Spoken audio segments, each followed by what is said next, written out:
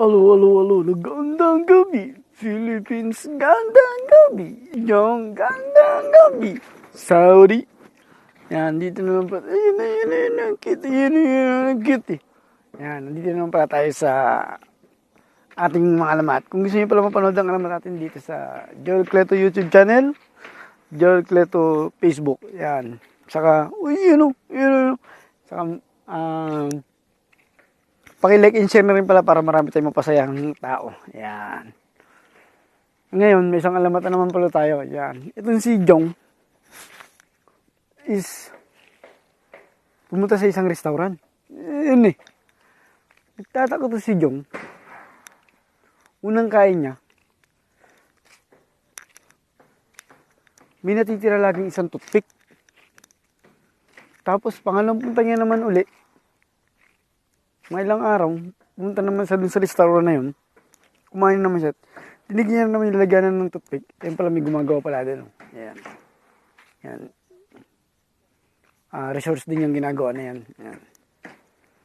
Baka sakali dyan tayo, apply tayo dyan. Ngayon eh. Ngayon, habang nag-ano ngayon to si Jong, kumakain, tignan niya na naman yung lalagyan ng toothpick. Isang piraso na naman. Hindi ngayon mapakain na to si Jong. Pagtapos niyang kumain, subukan ko nga kunin tong toothpick na to. Kinuha ni Jong ngayon, tapos, ginanong-galing niya sa ngipin niya. Ginanong-galing niya sa ngipin niya.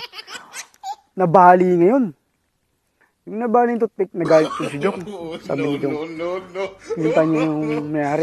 Yung may-ari nito si Jamberso. Sabi niya, Jamberso, bakit ganyan naman yung, toothpick mo? Ang daling nabali. Sabi ni Jamberso. Sa totoo lang, sir, yung toothpick yan, napakatibay yan, sabi niya.